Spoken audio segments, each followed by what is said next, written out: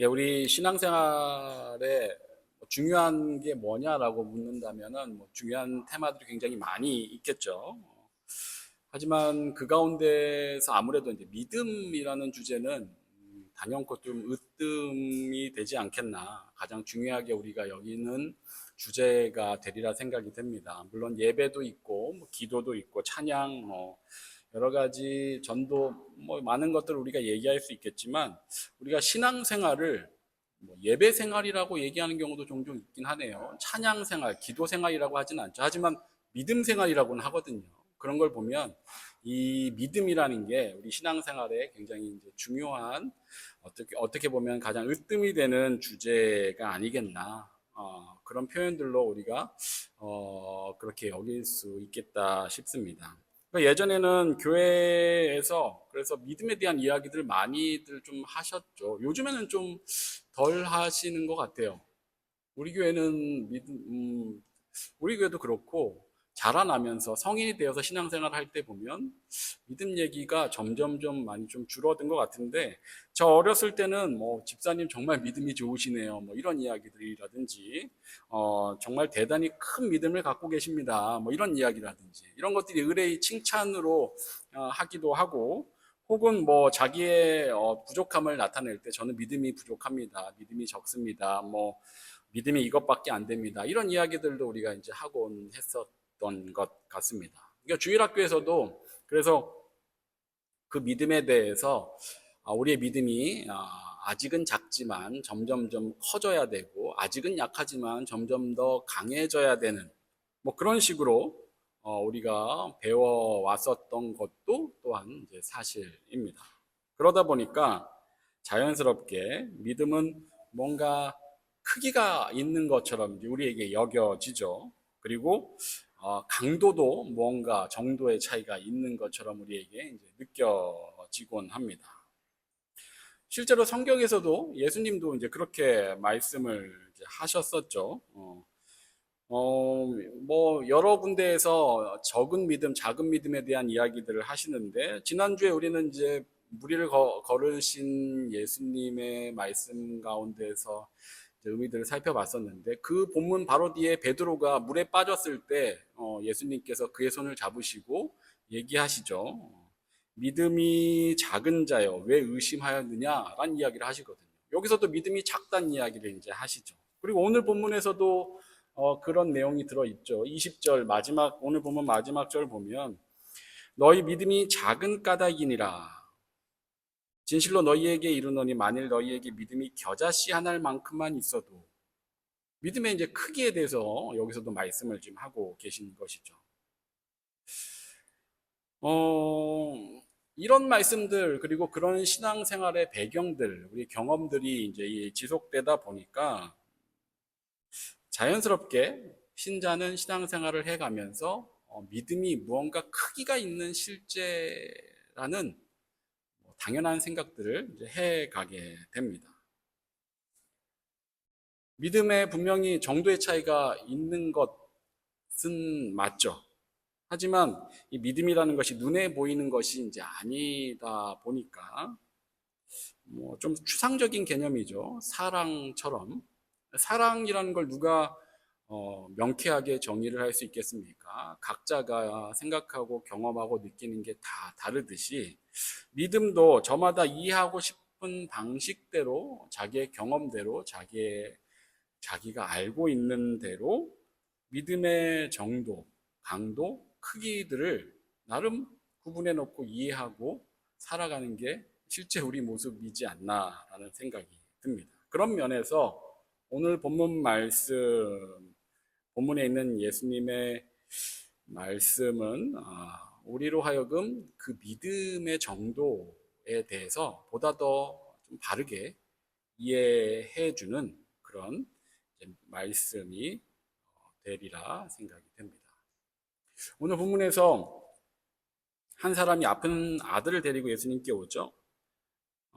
이 아들의 질병이 15절에서 간질이라고 이야기하고 있지만, 이후의 내용들을 아까 성경 봉독하면서 우리가 읽어봤던 것처럼 이후의 내용이 귀신을 꾸짖어서 쫓아내시는 걸 보면 그 아들의 증상이 귀신에 붙들려서 이제 아프게 됐었던 이런 상태인 것이죠. 이 사람은 자기 아이를 고치기 위해 이제 이 데리고 온 사람은 아빠죠. 아버지인데 아이를 고치기 위해서 먼저 예수님께 오지 않고 제자들에게 갔었죠. 그런데 제자들이 그를 못 고쳤습니다. 그래서 이제 예수님께 다시 데리고 온 상황입니다. 이 상황을 들은 예수님은 이제 귀신을 꾸짖어서 내쫓으십니다. 그렇게 해서 아이를 고쳐주시죠. 그랬더니 19절에 제자들이 조용히 예수께 가서 여쭤봅니다. 우리는 어찌하여 쫓아내지 못하였나이까? 그러자 예수님께서 20절에 말씀을 하시는 거죠. 이르시되 너희 믿음이 작은 까닭이니라. 진실로 너희에게 이르노니 만일 너희에게 믿음이 겨자씨 한 알만큼만 있어도 이 산을 명하여 여기서 저기로 옮겨지라 하면 옮겨질 것이요 또 너희가 못할 것이 없으리라. 이게 예수님의 답변입니다.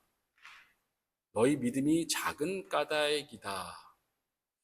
이 말씀을 들으니 믿음이 작아서 실패했구나라고 이제 우리에게 분명히 그렇게 들려옵니다. 그런데 말씀이 거기서 끝났으면 그런가 보다 하는데 이어지는 설명이 또 있죠. 그들의 그 믿음을 겨자씨와 비교해서 더 설명을 하십니다. 너희 믿음이 겨자씨 한 알만큼만 있어도 산을 옮길 것이요 못할 것이 없다.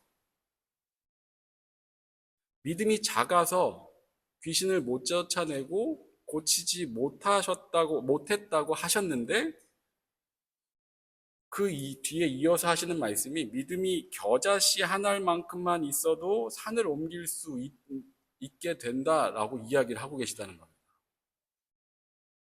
겨자씨를 아시면은 이게 무슨 말씀이신지 사실 의아해야 합니다. 겨자씨는 우리가 알고 있는 굉장히 작은 씨앗이죠. 조 한 알 정도의 크기로 제가 어렸을 때는 겨자씨가 이렇게 핸드폰 고리로 있었던 기억이 있어서 그 안에 들어있던 씨가 쌀알보다도 훨씬 작은 조 한 알 정도의 크기였었거든요. 그렇게 작은 겨자씨, 너희 믿음이 적다라고 하셨는데 그 작은 겨자씨와 비교해서 겨자씨 한 알만큼만 있어도 된다라고 말씀하시니 사실 이게 좀 앞뒤가 맞지 않는 상황인 거죠. 당시 유대인들에게도, 당시 유대 사회에서도 겨자씨는 최상급의 가장 작은 것입니다. 가장 작은 것을 대표하는 표현입니다. 그런 관용구로, 가장 작은 것을 이야기할 때 그런 관용구로 그 겨자씨라는 표현을 사용을 해왔었거든요. 산을 옮긴다라는 표현도 여기서 산은 우리에게는 이제 산으로 와 닿지만 당시 유대인들에게는 불가능한 일에 해당합니다. 가능치 않은 일, 산을 옮겼다 그러면 정말 난해한 성경 구절을 해석했다라든지 불가능한 일을 이뤄냈다라는 그런 의미로 당시에는 받아들여지는 그런 이제 관용적인 표현이 산을 옮겼다라는 말입니다. 그러니 지금 이어지는 그 말씀은 크기로 치면 가장 큰 것과 가장 작은 것 두 개를 지금 대비해서 말씀하신 표현인 것이죠. 최상급으로 그렇게 가장 작은 것, 가장 큰 것을 대비해서 말씀하셨는데 그런데 거기에 너희 믿음이 작은 까닭이다라고 말씀하신 건 최상급의 표현에서 가장 작은 것만큼만 있어도 된다라고 하셨는데 그런데 그것보다 작은 믿음이 작다라고 하신 건 이건 거의 없는 것 아닌가요? 그러면 예수님은 차라리 너희 믿음이 없기 때문이다라고 말씀하셨으면 더 나았을 법한데 그렇게 얘기 아니하시고 너희 믿음이 적기 때문이다, 작기 때문이다라고 말씀을 하고 계시다라는 겁니다. 말이 우리가 한글로 그대로 이해하기에는 어폐가 있는 표현인 거죠. 이 부분을 잘 이해하는 게 예수님께서 말씀하신 믿음에 대한 핵심입니다. 이 20절에 예수님의 말씀에 담긴 믿음의 크기, 이것은 양적인 크기에 따라 하신 말씀이 아니라 믿음의 성숙도에 대해서 말씀하신 겁니다. 제자들의 믿음이 작은 까닭이라고 하신 것은 크기가 작은 믿음이 아니라 성숙도가 낮아서 무언가 결핍이 있는 믿음이었다라는 의미입니다. 그리고 그들의 믿음에 결핍되어 있는 그것이 그 겨자씨 안에 들어있다라는 겁니다. 겨자씨는 먼지나 모래알갱이와는 좀 다르죠. 똑같이 작지만 거기에는 생명이 담겨져 있습니다. 생명의 근원은 하나님이시죠. 그 생명은 하나님으로부터 옵니다. 그래서 그것이 땅에 심겨지면 그 생명이 나타나게 되죠. 겨자는 풀가에 속해 있는 식물이어서 나무가 아닙니다. 그런데 풀임에도 불구하고 한 2, 3m까지, 크게는 4m까지 자란다라고 이야기를 합니다.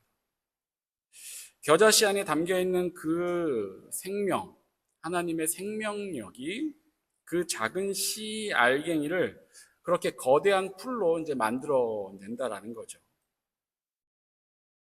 제자들이 그 사람의, 오늘 본문의 그 사람의 아들을 고치지 못했던 건 바로 그들의 믿음에 겨자씨와 같은, 겨자씨 안에 들어있는 것과 같은 그 생명력이 결핍되어 있다라는 의미입니다. 믿음 안에 들어있어야 할 생명력. 겨자씨 안에는 그것이 풀로 자라기 위한 생명력이 필요한 거지만 믿음이라는 것 안에 들어있어야 되는 생명력은 무엇입니까? 하나님이죠. 그 믿음 안에 하나님이 연결되어 있어야 합니다. 그들의 믿음이 하나님과 연결되어 있지 않았기 때문에 그와 같은 결과가 그들에게 나타난 겁니다. 그것이 그들의 믿음의 결핍입니다. 사실 오늘 본문의 제자들이 누군가를 고치었던 것은 이게 처음이 아닙니다. 몇 주 전에 우리 말씀에서 봤던 마태복음 10장에 예수님께서 제자들에게 권능을 주시죠. 그렇게 해서 현장에서 많은 이들을 고칩니다. 마태복음에는 10절에서 이어서 그 설명을 하고 있지 않지만 동일한 이야기를 하고 있는 평행 본문들, 다른 복음서에 있는 마가복음과 누가복음에서는 그들이 어떤 일을 했는지를 이야기를 해줍니다. 그 당시에. 오늘 본문 이전이죠. 마태복음 10장 1절에서는 전에 방금 말씀드렸던 것처럼 예수께서 그의 12제자를 부르사 더러운 귀신을 쫓아내며 모든 병과 모든 약한 것을 고치는 권능을 주시니라. 이렇게 해서 보내셨는데 이 일에 대한 결과를 마가복음 6장 12, 13절에서는 이렇게 이야기합니다. 제자들이 나가서 회개하라 전파하고 많은 귀신을 쫓아내며 많은 병자에게 기름을 발라 고치더라. 그들이 가서 고쳤습니다. 그리고 누가복음 9장 6절에서 또 제자들이 나가 각 마을에 두루 다니며 곳곳에 복음을 전하며 병을 고치더라. 그때 제자들이 나가서 귀신 들린 자들의 귀신을 내쫓아내고 병들을 고쳤습니다. 그런데 지금 오늘 본문의 사건에서는 고치지 못하고 있는 거거든요. 처음에 제자들은 예수님께서 권능을 주시고 그 권능이 뭔가 우리가 피부로 느껴지는 것은 아니겠죠. 예수님께서 말씀하시고 나가서 이렇게 해라. 내 이름으로 귀신을 쫓아내고 병을 고쳐라. 라고 하면서 보내셨겠죠. 제자들이 예수님께서 사실 그 일을 내가 자신 있게 할 수 있으리라고 생각하지 않고 나갔을 겁니다. 그들이 한 번도 해봤던 일도 아니기도 하고요. 그런데 그들이 예수님의 이름을 붙들고 나아가서 예수님의 이름으로 선포했을 때 귀신이 쫓아 나가지게 되고 병든 자들이 고침을 받게 된 겁니다. 내가 무언가를 하겠다라고 생각하고 간 게 아니라 그냥 그거 들고 주신 거 들고 나갔는데 병고침과 역사들이 일어났던 것이죠. 자기들도 엄청 기뻐했습니다. 그래서 누가복음 10장 17절에 제자들 12 말고도 누가복음에는 70명을 또 보내신 이야기를 하는데 그 비슷한 어간에서 그 70인이 돌아와서 기뻐하며 돌아와 이르되 주여 주의 이름이면 귀신들도 우리에게 항복하더이다. 이렇게 고백을 합니다. 이게 예수님께서 처음에 제자들을 보냈을 때 나타났던 일들입니다. 이런 경험을 가지고 있던 제자들이었습니다. 오늘 본문의 제자들이. 그런데 그들이 이번엔 실패를 한 것이죠. 처음에 사역을 행할 때 그들은 자신들에게 그런 능력이 없다는 걸 너무 잘 알았습니다. 그래서 그저 예수님이 시키는 대로 그분의 이름만 믿고 하라는 대로 행했죠. 그렇게 그들이 예수님의 이름만을 의지하였을 때 자기의 능력이 아니라 자기의 상황이 아니라 예수님만을 의지하고 바라고 있을 때 그들을 통해 하나님의 능력이 나타난 것이죠. 그들이 그 순간에 하나님의 능력의 통로가 되었던 것입니다. 그런데 이번 사건에서는 그때 그 경험이, 그 영광의 경험들이 오히려 그들의 발목을 잡은 것이죠. 이전에도 됐었으니까 이번에도 되리라 여긴 겁니다. 그런데 안 됐죠.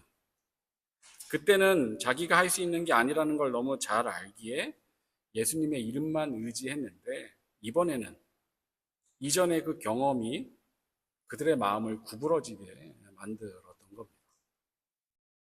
거기서 그들의 믿음에 결핍이 생긴 것이죠. 이번에는 자신의 부족함을 인정하고 예수님의 이름만을 의지하는 그 처음의 그 마음이 이번에는 없었던 겁니다. 결국 그 결핍된 믿음에서 실패라는 결과가 나오게 되었습니다. 예수님은 그걸 지금 가르쳐주고 계신 겁니다.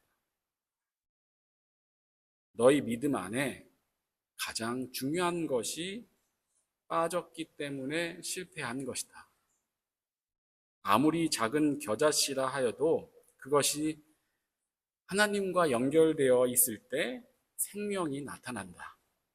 너희 믿음도 하나님과 연결되어 있어야 한다.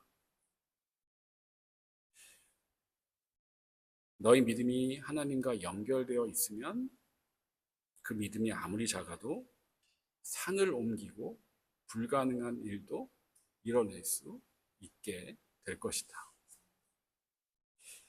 이것이 오늘 본문에서 예수님께서 가르쳐 주신 말씀입니다.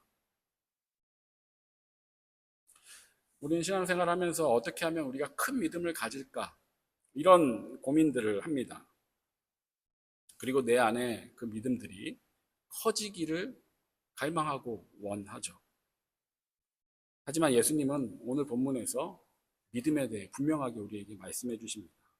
그 믿음이, 너희 안에 있는 믿음이 커지기를 기대하지 말고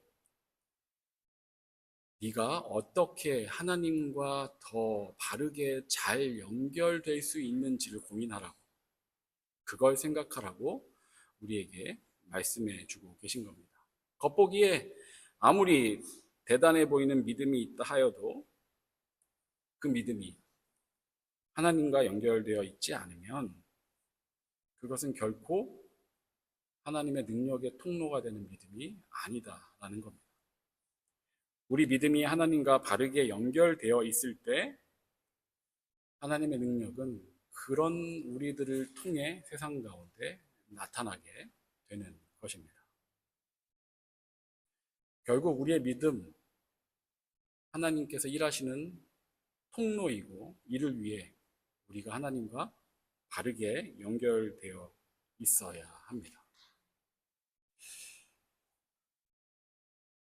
우리의 믿음이 하나님과 바르게 연결되는 그 길, 우리의 믿음이 하나님과 바르게 연결되기 위해서 필요한 것, 우리가 오늘 본문의 제자들과 같은 그런 실수를 반복하지 않으면 됩니다.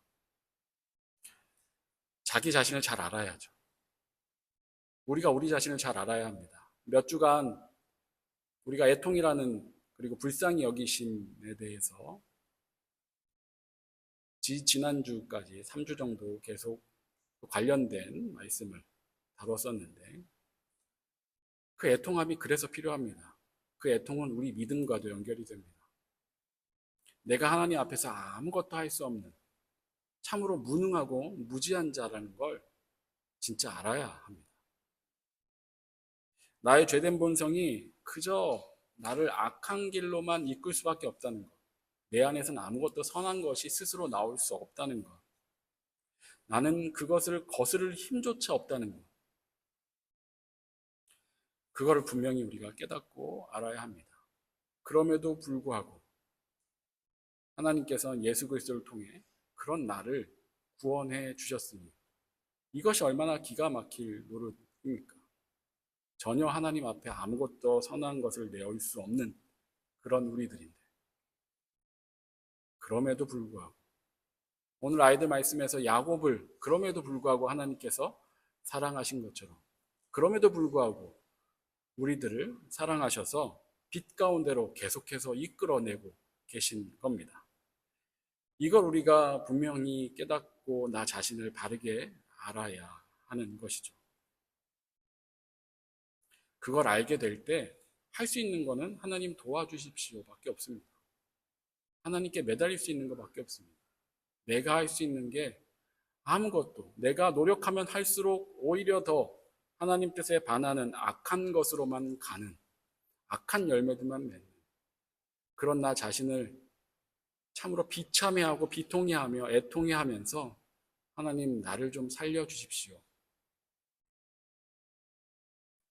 그렇게 하나님께 매달릴 수밖에 없게 됩니다. 그렇게 하나님께 매달릴 때 비로소 우리의 믿음이 하나님과 바르게 연결되게 됩니다.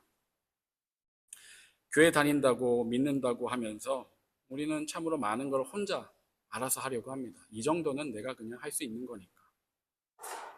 내가 할 수 있는 건 내가 그냥 하고 하나님을 의지해야 되는 큰 일들이나 하나님을 좀 의지하고 기도를 좀 해볼까? 혹은 마음의 평안을 얻기 위한 용도로만 하나님께 매달리는 경우들도 많이들 있는 것 같습니다.